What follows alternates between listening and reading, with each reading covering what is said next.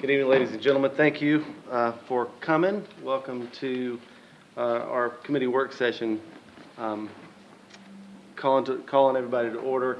We'll let the record show that all are present. We can move on in directly to department reports, starting with Code Department. Mr. Kelly. Thank you, Mr. Mayor. Just some highlights from the report you have there before you. We had 352 calls to the code office, 66 code inspections, had 39 permits written. This is all in the month of November. Had 2 new business licenses and 6 closed businesses. We didn't have any major ongoing projects. They had all closed out at that point.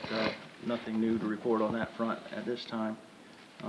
We continued receiving payments for business licenses. We're collecting those at a record clip, so that's nice to know that people are getting that in on time a little bit better than they used to and actually paying early. And I think that's attributable a little bit to the online payment system that we have. The city marshal removed 13 signs from the roadway in that time period. He wrote 63 repair cleanup orders, investigated 6 tampering and theft cases, issuing 7 citations. Historic preservation did not have a quorum that month, but there were many requests for certificates of appropriateness, so those all moved forward as approved since we couldn't impanel a quorum at that time. Planning Commission, we had same or similar problem with that. So we had 2 requests, one rezone annexation that went forward as a recommended for approval, and a request for a COA 210 West Spring Street, which was also recommended for approval. If you have any questions about the balance of the report, I'll be happy to answer them. You know, I do, and I don't see it on here. I think I was expecting a report from Mr. Edmondson about where we stand with citations and violations and first offense. Yeah, we have every intention of providing that for you. We figured we'd start fresh rather than data entering all of his past stuff. We'd just start new and go forward. We'll have that compiled for dissemination next week. He's been writing repair cleanup orders at a pretty record clip here this last week, so you should be pleased with the progress. Thank you so much. I appreciate it. Are there any other questions? No, I have one request. Yes, ma'am. Could the department heads come to the mic? I think we discussed this at one point because I don't think that people listening on the network can hear when they're sitting in their seats. I appreciate that. Gentlemen, good. Economic Development, Ms. Krosick.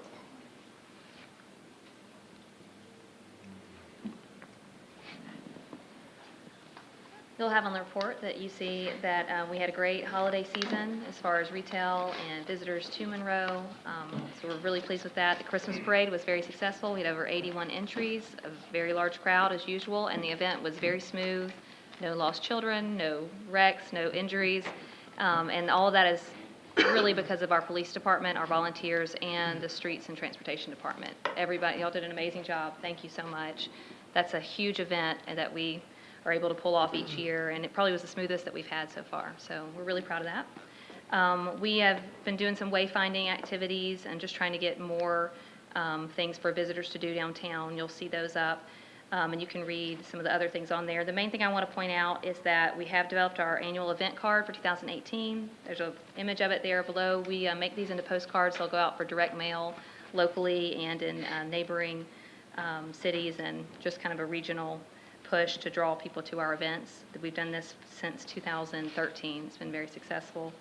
And then I'll be happy to answer any questions you have about anything else on there. Did want to point out that we are doing our annual downtown dinner and volunteer appreciation to look back at 2017 and kick off 2018 on February 12th at the Cotton Warehouse. You'll all get an invitation to that, but just wanted you to go ahead and be aware of it. And also, this is the 200th, the bicentennial celebration of Walton County. And so we're partnering with the county, all the cities are, to do a number of events. I've put a brochure that the Bicentennial Planning Committee's put together so you can kind of see in detail all of the events. There should be one at each of your seats to kind of see what's going to be going on this year. The first event's January 30th, and there'll be something all year long drawing more attention to the history of Walton County and, and trying to really get citizens engaged to learn more and be excited about where we live and what we have to celebrate. Any questions? I have one comment. Yes. Last night, one of the highlights of the football game was to see the Monroe commercial on TV. That came across really well. Good. Appreciate that. Thank you. That commercial is very nice. What's happening in January? I'm looking on the bicentennial.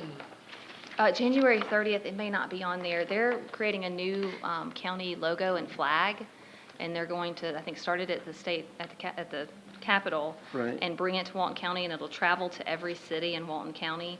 And then they're reading proclamations for the bicentennial year at the courthouse on the 30th. If I have more details, I'll be sure to pass those along. But that's the first event. There'll be a choir of students from all the schools in Walton County. It'll be a very small celebration, but that'll be the kickoff of the bicentennial year officially. It's exciting. Thank you. Any other questions? Great, thanks. Thank you, Sadie. Moving along to electric and telecom, Mr. Thompson.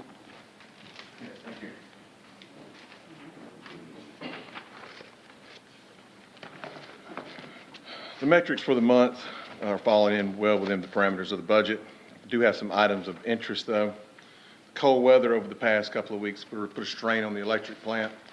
We are about a 37 to 38 megawatt city, and we were pushing the very top end of that. And it's mainly due to resistive heat. Heat pumps do not work well much below 32 degrees, and the heat strips kick on, and that causes a load. We only lost 2 transformers during the time, though, which was surprising. What will happen with a transformer is it will get hot, the oil will boil off to a certain level, and it will vent, and once it vents to a certain level, it fails. So we only lost 2, one on Church Street, one out the other end of McDaniel. Very short outages. Crews had those up very quickly. So that was good, and the plant held up well. We didn't lose any conductors throughout the plant, which can happen during heavy load. I'm going to move this next one down and talk about construction next. We have a construction project coming up in Pollock subdivision, the rebuild of the electric plant there.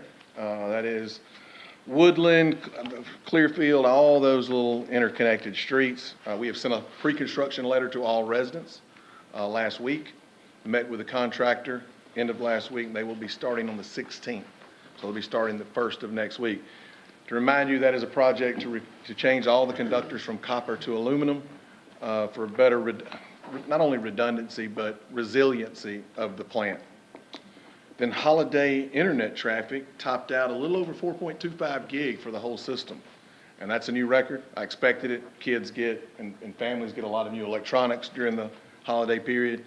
They want to use them. So that really picked up about a half a gig throughout the network for those few days, for about that week. The other thing I want to talk about, I sent out an email to all of y'all. I don't know if the new members have gotten that email yet, but it was about the opportunity we have with Georgia Public Web. Georgia Public Web, for y'all that don't know, is an organization that provides our transport. They take us back to Atlanta through Athens and Covington. They have changed their business model. They have a new CEO. We've been asking for certain engineering aspects of their network here in Monroe to change, and they're meeting our request. So next month, we will bring a proposal before council that will increase the capacity and bring us in under budget on our internet capacity for this year. Hopefully, that will take a 60 to 90-day window if y'all so approve it. And so sometime April, May, we will be turning that up. And that will increase our IP capacity and our capacity back in transport from 5 to a little over 10 gig each direction. So you double that. So it'll be 20 gig total. And I'll take any questions you may have. Are you continuing to look at the over-the-top Yes, sir. boxes? We have, NCTC has signed a contract with a couple of over-the-top providers. We are evaluating them. Mr. Probst has assigned me to have something to y'all by midsummer, some options to move forward with that. Perfect. Any other questions? Thank y'all. Thank you. Finance, please, Mr. Johns.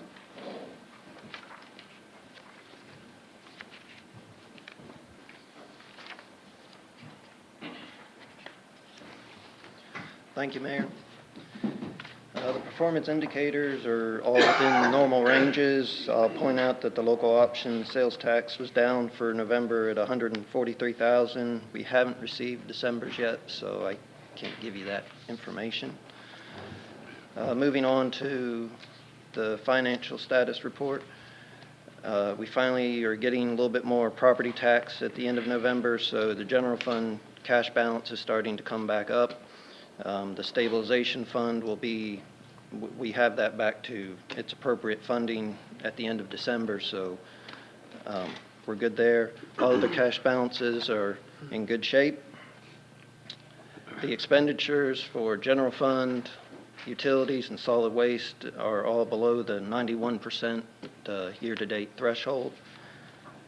We're finishing up month end this week, and we'll start working on preparing for the audit,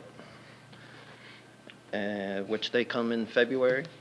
And I gave you each a copy of the approved budget. I'll take any questions you may have. Thank you. Any questions? Quick and painless, man. Thank you. Moving along, fire report, Mr. Owens. Chief? I'm not near as young as you're looking at Mr. Owens, but I think we get through the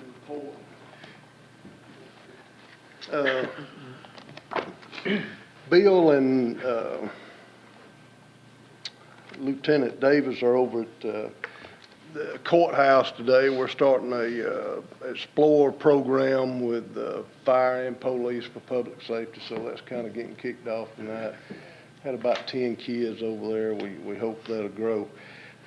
But for fire, they had 229 calls for service, 128 calls to the fire department. They conducted 306 hours of training, 18 building inspections, and had 2 public relations events. We aided Walden County Fire and Rescue 16 times, and were aided by Walden County Fire and Rescue 9 times. Pending your questions. Anyone?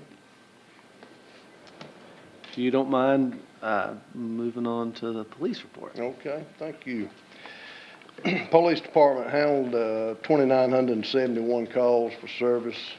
We had 1,926 calls to the PD, 268 court cases in municipal court, 494 hours of training conducted.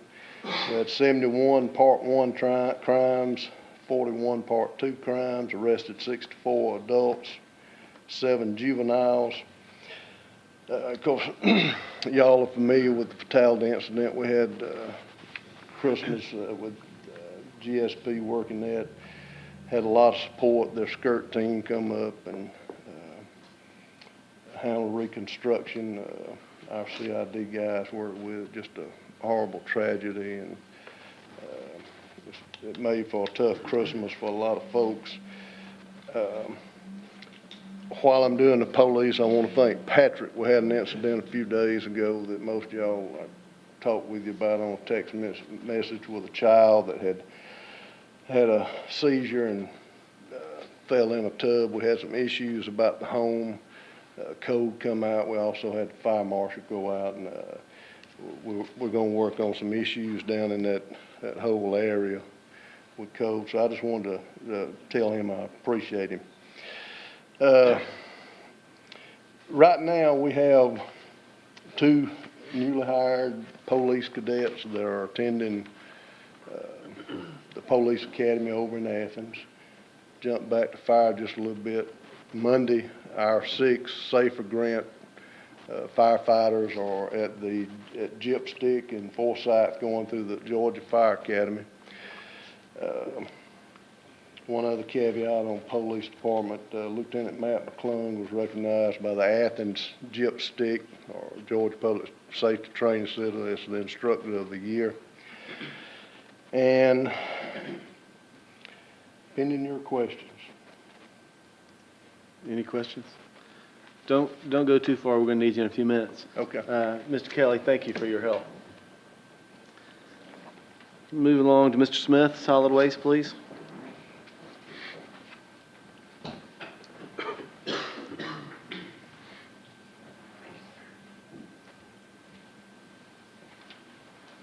Thank you, Mr. Mayor. Our report is for November. And it's pretty much trending the same way for previous months, except for the recycling. Recycling's down a little bit, mainly because of the yard trimmings. It was down, gearing up for the holiday experience on collection. And that's what I want to report on. Want to thank the crews for doing an outstanding job. We collected over 884,000 pounds of trash, or 442 tons in a period of 5 days. 2 days for Christmas and last week. Job well done. We are back on schedule. Yard trimmings. If you didn't get picked up yet, you will be. So just want to make that known. And any other questions you might have? Well, I know from living right down the road, you've done an excellent job, and I appreciate the work that you guys have done. Do we have any questions? I just have one about yard trimmings and leaves.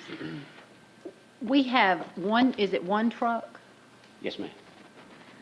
And is there no way to assign another truck in our fleet during that high volume period from is it September to December? You mean on the leaf pickup? Yes.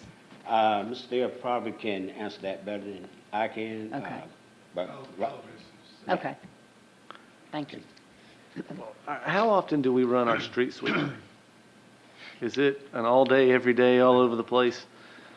Pretty much, it is and we actually have one in the budget because of the downtime, and that's usually a concern. So that should fix the amount of time that we can put it out on the curb, because it is a big important part of our storm drain system.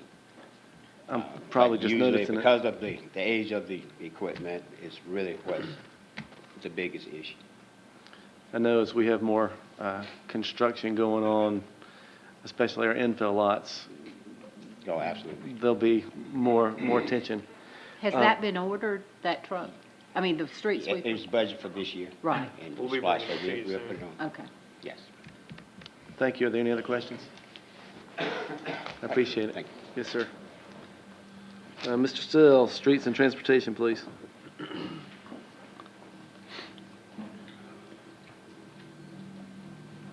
Thank you, Mr. Mayor. Highlighting the report for the month of November.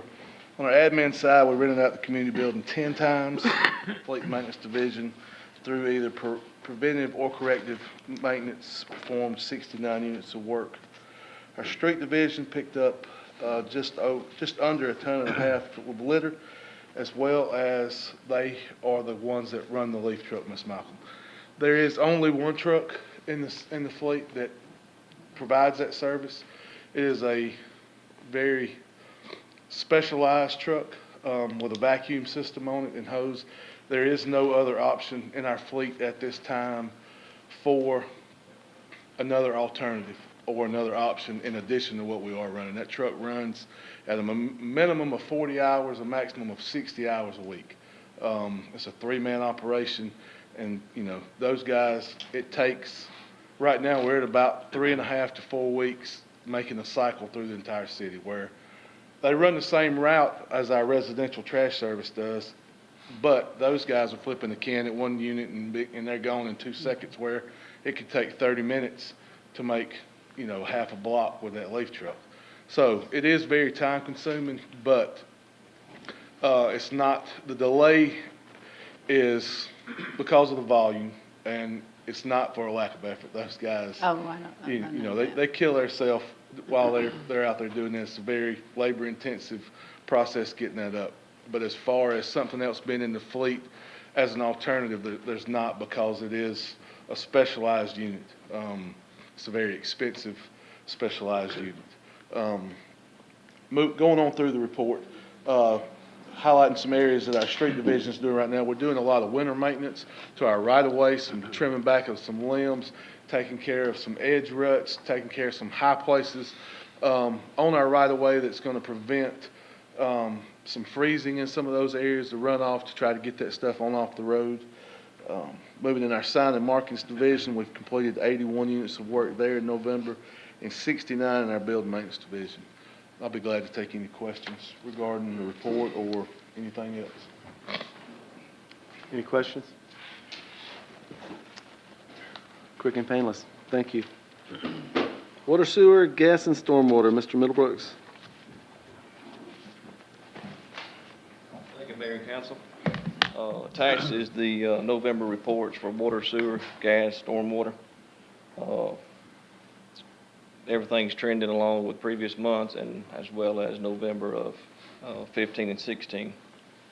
Just a couple items that currently going on. The city crews are continuing to work on the gas main extension along Dean Hill Road. It's coming along good. Ran into some rock and the weather's holding us up a little bit, but we're moving along.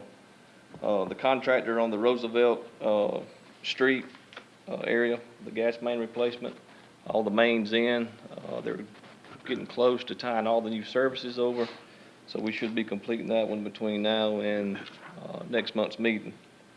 The pre-construction meeting is tomorrow for the gas main removal from the Highway 11 bridge. I know it's been about a 2-year deal. Finally, getting around to the pre-construction meeting. So it's tomorrow at 10. The 2000 update on 2016 CDBG moving along really well. Backed off on the sewer. I'm sorry, to address some water issues. Just in a 150-foot section, we found 5 water leaks that never surfaced. So the water line is completely eat up. So we've stepped back, moved over to water, and we're going to complete water first and then get back on the sewer and the storm.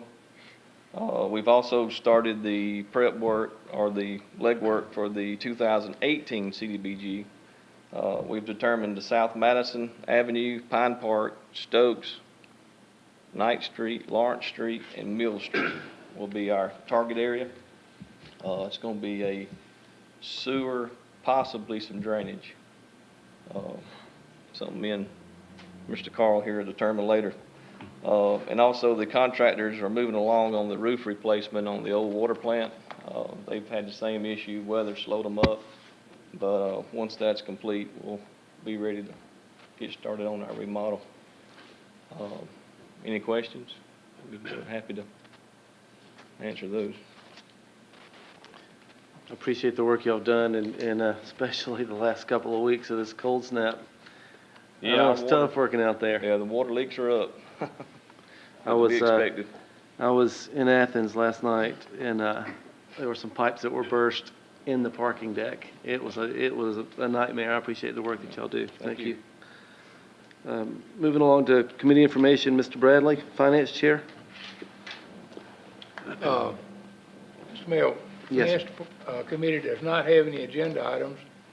I would like to just point out, though, the members of the Finance Committee this time working with me, and Mr. Garrett, Mr. Malcolm, and Mr. Little, and we're looking forward this year to being a part of the selection process for new finance director as well as HR director and other things we'll be working on, throughout the year.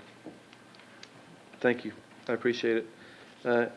Airport, Mr. Garrett. We don't have anything tonight, Mayor. Okay. Got a couple. Mr. Got 2 things on here. First is commission minutes we have to approve. I'll turn that over to Mr. Bailey. The commission minutes are typically just in the packet to read over. December was a meeting that was kind of just covering things that were to be submitted by the end of the year. Grounded aircraft report, fuel tax usage update to the DOT, scheduling things. We've actually got a conference call in 2 days with Barge Wagner and the DOT to discuss our moving forward projects where contracts have been executed for the redesign of the Eastern Apron area. That was pretty much, that's just kind of a quick recap. I think y'all have actually got them. Where do we stand with the design of the new hangars? The new hangars, that is right now sitting with the DOT. Okay. Can never quite hurry them up enough to get their go-ahead that we can actually proceed with city funding to get everything ready for Barge Wagner Okay. to go through the full-fledged process so that we can at some point apply for reimbursement. So DOT has that. Okay. Thank you. Do you want to touch on Civil Air Patrol? Yeah, we'll hit that too.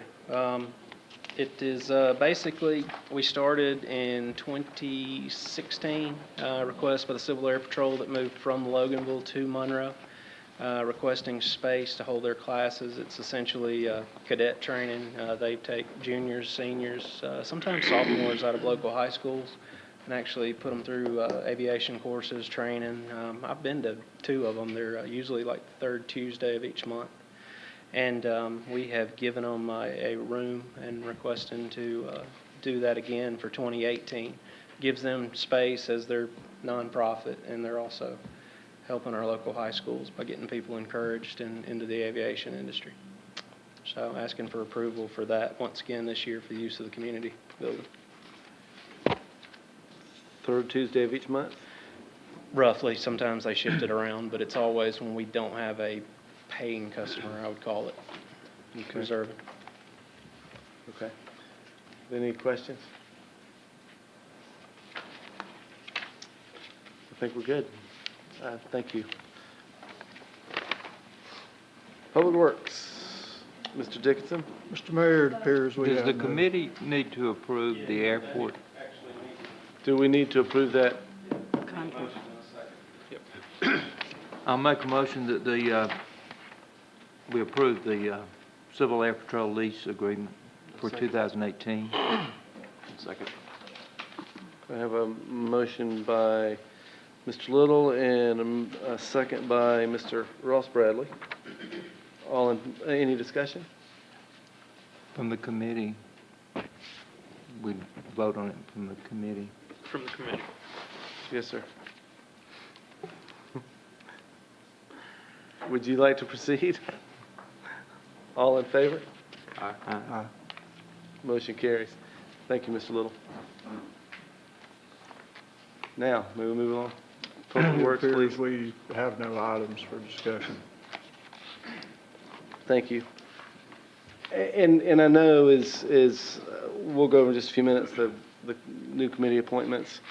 As we move along month to month, there will be a little more time given for you to have internal discussions to actually bring points forward.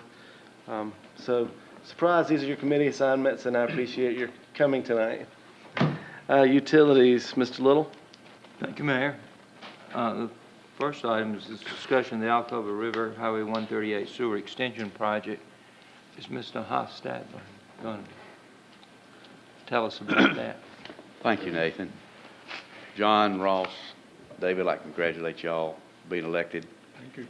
David, you've been here before, you know better. I don't know. I'm a slow learner, as you know. But what I'd like to talk to you about tonight, I think everybody has a map that we're going to propose to run a 18-inch gravity sewer line from Reliant Pump Station, which they're going to build, to 138. That's your yellow line. And then the orange line is a 10-inch line that will go up past Longhorns and go back to get the pump station behind Tractor Supply, and then the old folks home, which is not what you're supposed to call it, but there's a pump station back there. I need that, and we'll catch that one too. This will also open up that entire area on 138 for any development that may come along. The yellow line, the 18-inch line, is approximately 7,500 to 8,000 linear feet. The cost is approximately $2,035,000. That is an estimate. Paul, I want that on the record. That is an estimate. We have not bid it. We have approximately $380,000 in rock. We are going to drill it. We're going to go down the line after we lay it out, and we'll drill down and do a topo of the upper ground, but we'll also do a topo of the rock and give a profile of the rock. We'll have a much better idea of how much that rock will cost at that point. It could go down to $100,000. It could go up to $600,000. We are on grade. We have an invert on the Reliant pump station that I have to maintain, and I've got to get to a certain point under 138 in order to go up the hill to serve the Hatcher Tractor and whatever the name of that place is. There you go. So there's a lot of times that I can avoid a rock, and there's a lot of times that I can't. Okay? So that's 2.35 million. The orange is the 10-inch line. That's approximately 5,000 feet of 10-inch, and it's $651,000, which includes the bores that will go under the highway. Okay, we've got approximately $65,000 of rock in that. I feel pretty comfortable about that because I've got a pretty steep incline. I can go up. I can keep that. Hopefully, I can keep that shallow. But again, I have to get the pump stations at the two places that I mentioned before. So the grand total is approximately 2.65, say 2.7 million, maybe up to 3, maybe down to 2.5. So we have talked about this, Logan, for a while. If it's your pleasure to proceed, I will do that, and I'll wait y'all's any questions or. One other comment, this is not only for the residential development, that's how that kind of started, was this Right. residential development, but we've been hearing so much on the economic development front about what is it going to take to get quality retail on this side of Monroe, away from downtown and the areas we've been talking about, and it's sewer. So this is kind of the last piece to get us there with some future economic development activity. And people have been scouting a lot lately, so this is going to be key for us moving forward. There was an alternative route, and I guess you looked at that, and this is determined to be the better. We had, the only other alternative that we looked at, Nathan, was just putting a pump station right there at the end of the yellow line where the yellow and the orange line meet. Okay, that's going to be a continuous problem with having a pump station, and it can flow by gravity to the other pump station. Plus, all the area, it was mentioned to me, could be developed as the yellow line goes up. So the alternative to that is to put a pump station right where the yellow and the orange line meet, put a pump station there, and then running the orange line, now you've got another pump station that you have to maintain. So it was determined that this was the better route. We also have a cost estimate which will take that yellow line up to Highway 10. That's 3.2 million in case there was development all the way up to that, up to the other highway. It was determined at that point in time that we do this first, and if that other happens, past the hospital back on up, that we can do that. Enough is enough. Your resources are limited. Okay? You don't have unlimited resources. I wish you did, but you don't. So also, this is an 18-inch line. Rodney and I talked about it. It could be a 15. That would limit the growth up there. 18 really is a good number for that large an area. Also, with the development that could come. So I'd hate to put in a 12 or a 15 and get it overloaded when we could have put in 18. And it's not. I realize $300,000 is a lot of money. If it was laid on the floor, I'd pick it up. But the cost effectiveness of putting in that line, the cost is digging it. It's not the actual pipe. The cost is digging it, blowing the rock, the manpower, and to put it in. So. Carl, I'm going to stay with that last thing you just mentioned about using the 18-inch because it makes sense to prepare for the future. So going back to Nathan's question, and you talked about, looked at the option of putting another pump station. is there a reason, I'm not sure how to ask the question. I guess the pros and cons of putting in this additional pump station, is it not putting it in because of cost, or is it not putting it in because it's not needed? Well, the reason we're not going to put in the other pump station is that we're going to take it by gravity all the way down to the Reliant pump station, so we don't need it. Don't need it, okay, that's what I Okay. wanted to do. So I hate, you know, we are engineers and we want things done in accordance in a certain manner. If you can flow by gravity to a pump station, it just kills my soul to put a pump station in between, and now you got that pump station and all the electricity and the maintenance and everything like that, when we could just bring it down and have one pump station. You want as few pump stations as you, I just want you to clarify that yeah. it's not needed as opposed to that being a cost. It's not a cost factor, it's a needs factor. It's a needs factor.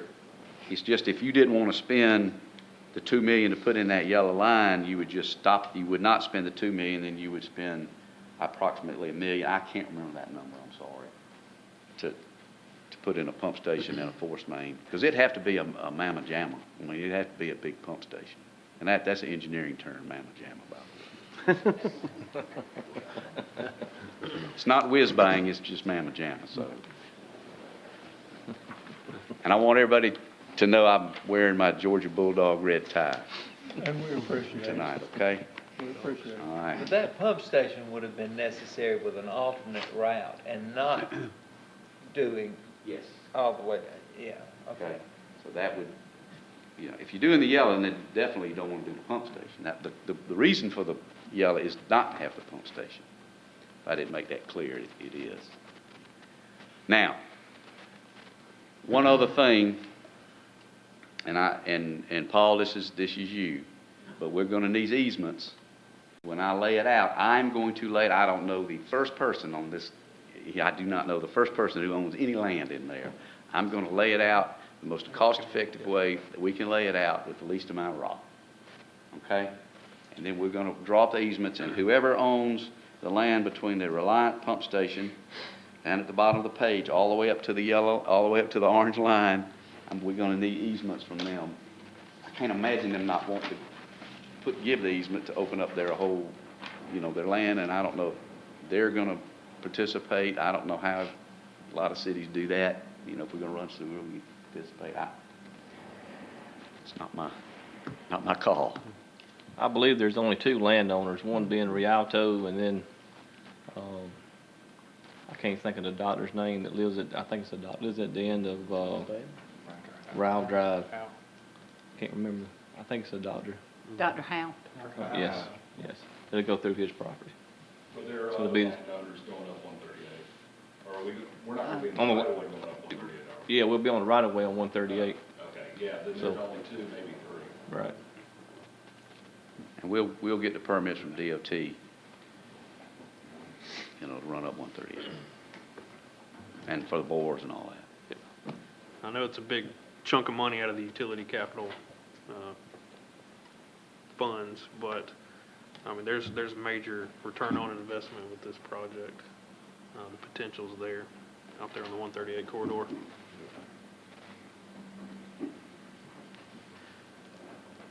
And it was targeted in our planning meeting. Correct. As being one of our projects for 2018.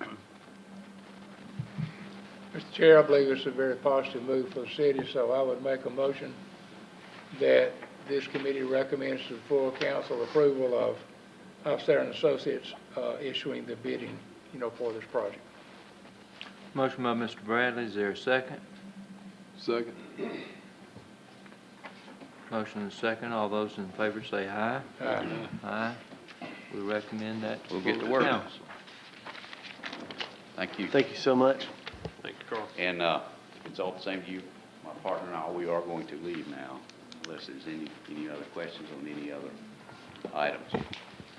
Bub, I'm not indebted to you for anything, am I? Not today. Let's go, man. Y'all be safe.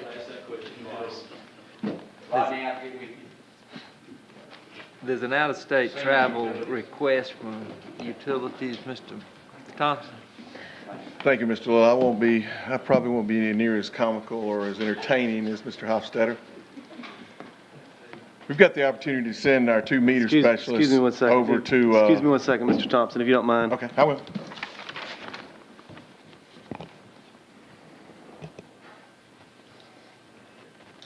I have also met with an audio engineer to hopefully address some of the issues that we're having with the room since the new layout. So maybe this won't be necessary in the next couple of months. Thank He's you. coming up with a plan to correct some of these issues. Again, I won't be as comical or as entertaining as Mr. Hofstadter.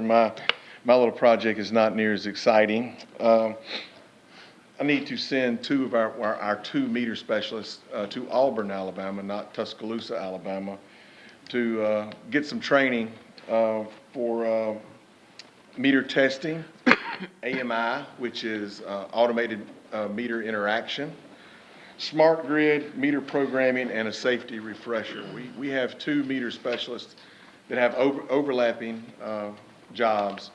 One is mainly the tester. He goes out and yearly, quarterly, and weekly tests some of our larger commercial meters to make sure they're reading correctly. The other worker does most of the meter day-to-day change-out, residential, small commercial, maintains those. But they both do meter programming and meter installation.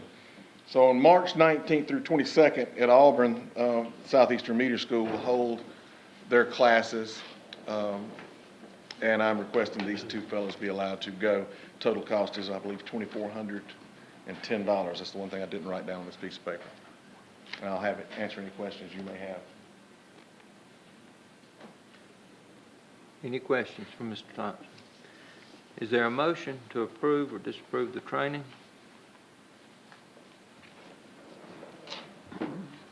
I'll move to approve, Mr. Chairman. I'll second. Motion by Mr. Adcock, second by Mr. Bradley, Mr. Larry Bradley. All those in favor say aye. Aye. Aye.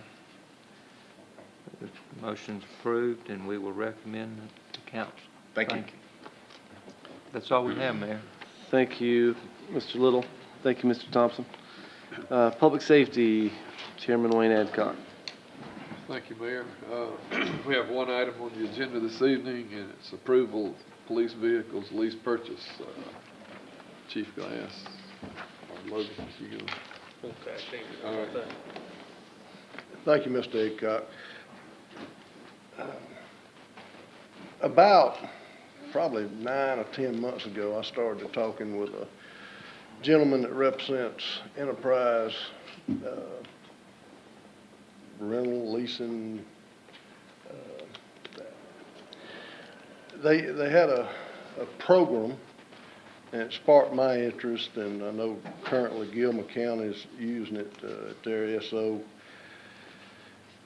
They can build a program which actually, like when we start doing the budgeting for 2019, I'd be able, in the budgeting process, sit down and show you a 10-year plan and a projection of what it'll cost and possible savings by doing this versus waiting on SPLOST to buy 10 cars or trying to budget and loan out or buy out cars over the years. And probably about 8 months ago or 6 months ago, got Mr. Probst involved, and RB and I have been sitting and talking with him, and he's been with us while we've been doing this. And the things that this the program offers us is, one, Enterprise has got more purchasing power. They buy about 1.2 million vehicles a year. So it's going to allow us to lease vehicles. Something that I like is when we've used the vehicle to its best use, in this program, they help us monitor that, and if they're watching the market on pricings of vehicles. When this police car, we've gotten the most use out of it based on what it'll bring back in the marketplace. They pull that out, they sell that, that money goes back into the program. It takes us out of worrying about what we're going to do with a police car and putting it on gov deals, and it's got 110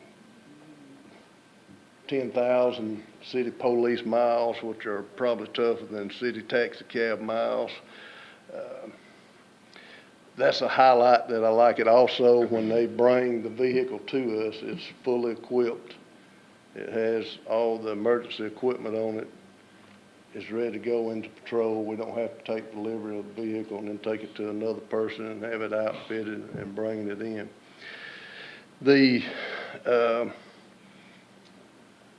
And I won't read verbatim what's in front of you, but we had $43,550 in the capital budget to do vehicles this year. And some of that's being fueled by the additional positions that we have in the budget for new police officers or additional officers. Others being filled by, we got several vehicles, and I'll send you a number on all of those, but we have several vehicles that are, we still got Crown Vics. We do have one pretty new Crown Vic, which is a 2011, and we'll use it until, but we have a lot of vehicles that,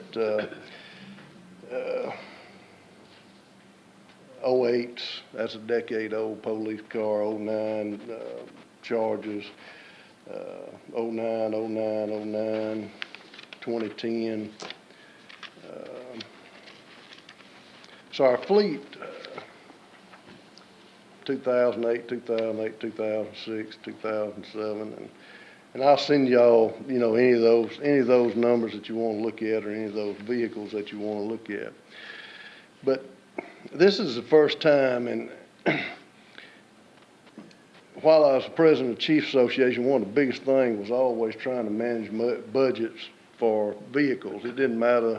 One of the topics we was always talking about, didn't matter if it was a city our size or a city the size of Atlanta, was the funds for vehicles. And it's always a question. In my years, this has been the best looking thing as far as trying to get that done, do it in an effective way where we can actually give you a plan that says this is what we need to do for a decade. And here's what it's going to cost each year to get us through that decade. I'll answer any questions or try to answer, and if it's something that I need to send you, and Mr. Probst, if you would, because you've been right there with the discussions and talked with Mr. Larkins also, and Right. He elaborated on the program pretty well. I think it's good. And what we did is we budgeted principal and interest payments on lease purchases, which we've done in the past. And we decided to continue that program because you get more vehicles for your dollar. It's just, it's a car note. So we budgeted $43,350 for principal and interest. We also had insurance proceeds that came in just late last year, so technically that would be out of the reserves to use these insurance proceeds appropriately to replace some of these vehicles that were wrecked throughout 2017. All in all, I think we were just under $400 in the differential on the budget, which is not too bad. We can make that up from some other operating line items. But I think this program's interesting, and we're not the first ones to get in on it, but we're pretty early in, and I think, we'll give it a couple years. We'll really probably see the result of the program, and if the program is 85% as good as it appears, I think it'll be something that you'll see law enforcement especially go to real quickly. It's just What's the term of the lease? The term of the lease? Right, so originally it's structured at a 2-year, but based on the buyback deal, that could stretch on into 3 years, and it's adjusted basically on the program. But we're using 18,000 from the prior year insurance proceeds. Do you think that'll be available in those future years? or are we prepared? Well, Deal with that. in the future years, we're gonna have to step up our allocation, for these vehicles. More personnel equals more vehicles, really. And then the fleet list is pretty old. 06 to 09 vehicles is primarily what we have, and then we bought just a few new ones last year. Mike had done us a scenario with a 10-year basis on it. And the way he run his numbers based on turning car over, keeping new fleet, improve gas mileage, over a 10-year period, it calculated out to like a $1.3 or $4 million a year if you were just staying in the same how we're doing it now. And I understand he's the guy that sells it. You know, that's why I said if this is as 85% as good as it appears to be, I think law enforcement will be everywhere will be going to it just for the manageability of it. And you don't have the end of the life of the vehicle problems to deal with. So what I'm asking Mr. Adcock is that y'all take it to full council next week and allot those dollars, and actually too, on that $395, $94, a delivery date would take care of that also probably on a vehicle. The delivery date a month later or whatever would take care of that cost. So this program would consist of these original 9 vehicles. And then we'll build the 10-year plan based on how we interject that And as we retire vehicles, we'll right. We'll adjust the plan. Mr. Chair, I'm not on your committee, but if I could ask a question. Sure. Is it the intent, Chief, to change the fleet to where it's all SUVs and pickup trucks? Based on what we've looked at for a patrol vehicle, the Chevrolet Tahoe, we got 2 that we're using currently now. I don't know of one time it's been to the shop other than just changing oil, rotating tires, maintenance. They have been the most dependable. They're by far the safest police interceptor type vehicle out there right now. And that's it. Pickup truck, we always need a pickup truck. That's going toward the training. The guy that runs our training who's in the vehicle now has got about 160,000 miles on it that we've had since '04. But there's 2 pickup trucks in this initial thing, right? Assistant Chief Watts will go in the other one. His car's being moved into patrol. I'm just curious about why pickup trucks. Well, for training, I know Mr. Bradley, the other Mr. Bradley, has seen our training on, and you see all the equipment we haul around, the stuff we haul around, plus if you see all when we're doing public relations events, the stuff that we haul, the tents that we haul, that we set up, the use, that kind of use for it is what, it's never not, it's not something we're going to be chasing people in or pursuing people or, that kind of thing. The utility of the pickup truck.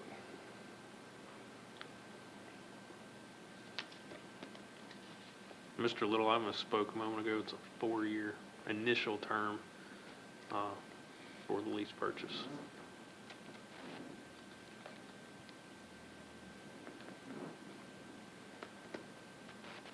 Any other questions? Hearing none, need a motion from the committee to present this to full council next week. I'll make a motion to move this to full committee, council next week. Have a motion? Second. All in favor, aye? Aye. Motion carried. Thank you, and if there's anything that you want to see on it, just if you'll email me or call me, we'll get you that information, okay? Thank you. Thank you, Chief. Our newest committee, Planning and Code, Ms. Malcolm. Yes. This is a new committee, and at this time, I'm not aware that we have anything other than we'll move forward from here and have a second reading of the alcohol and beverage ordinance update in just a moment. But I am excited about this committee, and I feel like that it is certainly one that is needed, and I think we can see, have a lot of input moving forward. Well, thank you. I know we have some areas that need to be addressed in our zoning that we've discussed. Mr. Bradley, DDA, please. I have no agenda items for tonight, Mr. Mayor. Well, we're going to come back to you in just a minute. Perfect. Items of discussion, Logan? First up, we have the Next Site retail marketing contract. This is a retail marketing contract with a group that does some tailor-made marketing for the city of Monroe to bolster our economic development for certain items. And I'll turn that over to Sadie. She's going to spearhead that for us as part of her duties. So this is Next Site Consulting. They have been in this business for a long time, and one of the reasons, and we actually looked at a number of different companies, 3 different companies over a year ago, and it was much more expensive at the time. And Georgia Power has also partnered with Next Site to offer this to their communities at a cost-sharing arrangement. So what Next Site does is they come in and they create a retail marketing and recruitment strategy for cities, and then based on the land that we have, based on the retail recruitment that retailers that we want, the sites we have available, and then they go and represent us at all the deal-making shows around the nation at the International Council of Shopping Centers. So this is where contracts are signed for big box retailers to come and locate in cities and communities. ECG has done this for us in the past. This would just be stepping up and doing it at a whole nother level, very tailored. And the whole goal of it is to recruit the retail that we want to be involved in that and to kind of curate it, make sure it's going to places that we think are best, and to help our landowners put the best unified marketing face forward when we're representing Monroe around the nation. It's a 3-year agreement, and it is expensive, but it's less than it was a year ago when we first started talking to them. Dublin, Georgia has used them with great success. Augusta, Georgia has partnered with this company for many years. And this would help us develop an actionable retail recruitment strategy. Happy to answer any questions. It's outlined in the program. You can kind of read all the things that they do as part of this. They meet with us, they give us reports, and we can give them feedback, and we'll have much more of a pulse on how things are going. Now, when you say they meet with us, will it be your office along with staff? Is that? Yes. And then we also would connect them with landowners that have large commercial properties that they're wanting to market to national retailers. Okay. Eddie, I'm real supportive of this program. I'm glad we're doing it. Does this not, though, overlap some of the stuff that we do with electric cities? It does, as far as being able to get demographic reports, and a lot of the data that they have access to is very similar. They have access to more data because they have buyer patterns and they have transaction histories that they actually put all that data together, and even smartphone data. So they have access to more than ECG. But then again, with ECG, we have one retail representative that supports all of the cities that are ECG cities. And this will be a team of people that are working just for us and with us. So with that, we would not need to contract for that aspect of electric cities? I don't know that you can separate that part out. I'm not sure. You'd have to answer that, Brian. I see this as in addition to what we do with ECG. Right. Yeah. I wouldn't walk away from the statewide deal at ECG. Right. At the price we're getting. And they also can offer us the utility breakdowns and help us kind of analyze what does this do for us from a utility aspect when we get a big retail business that wants to come in. The cost is $23,000 per year, each year for the 3 years. And like Sadie said, this is significantly less than what we looked at last year. I think it was pushing 50. Mm-hmm. Yeah. And part of the reason they're able to reduce that cost is they made that agreement with Georgia Power that if cities outside of that Georgia Power that had access to that wanted to do this, that they could offer a reduced rate. So the timing is good for us. And if we have more land that's going to be ready to go. seems like Exactly. right With time. the sewer expansion project. It's a good time. Thank you. Great, thanks. Looking, that's on the agenda as an item of discussion. Is that going to come before us next week for? Yes, sir. All right, next up, we have the second reading of the alcohol beverage ordinance update. That'll be before you next week. Just on here for discussion purposes. If there's any questions or comments on that ordinance update. Again, it's a total rewrite of what we have on the books, updating it for the new state laws that were passed last year. And I think it will do a lot of great things for Monroe in terms of opening up quality restaurants, attracting retail, and a lot of infill housing. People are looking for this type of environment. If there's no other discussion, we'll move on to the first reading of the driveway ordinance amendment. I'll turn that over to Mr. Kelly for a little bit of input on this update.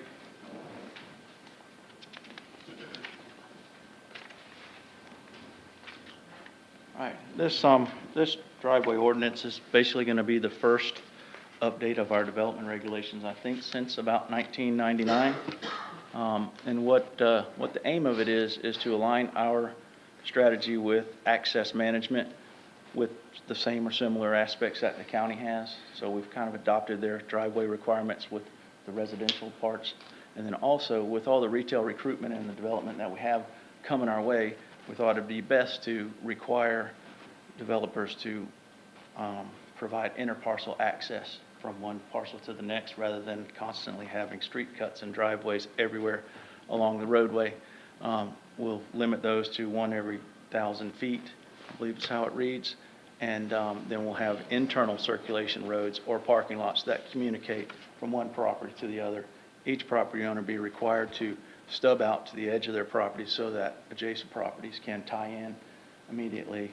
So we don't have a development pattern similar to what we have on Spring Street, which is getting more and more congested every time a new business comes in. So this is in mind of not retroactively correcting anything along our roadways, but the corridors that we have that are coming along for development, 138 in particular, Charlotte Rowell Boulevard, the internal circulation even of Lee Rowell's property. We want to make sure that as that develops, that people will have access and be able to circulate in those areas without having to come and go in and out of, high traffic areas. If you've got any questions about the ordinance, I'll be happy to answer them. So in any way, does it address alleyways for, I didn't read the entire thing, but does it address alleyways for residential development? It does not. Okay. It does not. And usually those would be something that would be an access easement or a property owners association concern anyhow. So we would request or require that be addressed in the covenants and restrictions or the property owner association agreement or the development agreement. Okay. As those things come online. Okay.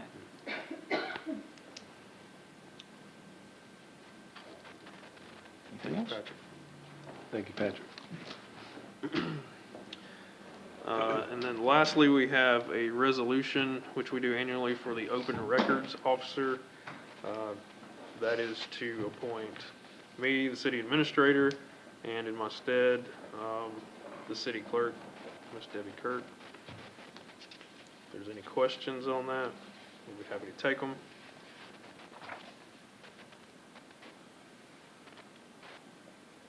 Okay. Mr. Mayor? Thank you, sir. Items requiring action for tonight. We need an election of a vice mayor. Need a motion to elect the vice mayor for 2018. Do I have a motion? Make a motion, we have elect Mr. Adcock, Wayne Adcock. Have a motion by Mr. Little. Do I have a second? Second. Second by Ms. Malcolm. All in favor? Aye. Congratulations and thank you. Next, the appointment, this is what we were going to need you for again. Mr. Bradley, we need a motion as council representative to the DDA to appoint Ross Bradley as council representative. I'll make that motion. A motion by Mr. Larry Bradley Second. and a second by Mr. Dickinson. All in favor? Motion carries. Thank you, everyone. Thank you, Ross. Number 3, we have a MEAG letter of support for Mr. Thompson. Mr. Probst, you want to? Sure. Former Mayor Greg Thompson has been the City of Monroe representative to MEAG for many years, and he is now its new chairman. We feel that his role should continue in MEAG, and this is just a letter to pass on to MEAG to reiterate that support. It's good for the City of Monroe to have his leadership on the MEAG board, and this is just a letter of support that we're going to pass on should council approve. Need a motion to approve that MEAG letter of support for Mr. Thompson. I'll make that motion. Thank you, Mr. Little. A second? Second. Second by Mr. Adcock. All in favor? Aye. Motion carries. Thank you, Mr. Probst. I think we've gotten through it pretty well tonight. Could I have a motion to adjourn, please? I'll offer that motion. Thank you, Ms. Malcolm. Second? Second. Mr. Ross Bradley. All in favor? Thanks so much, everybody. Appreciate you coming out.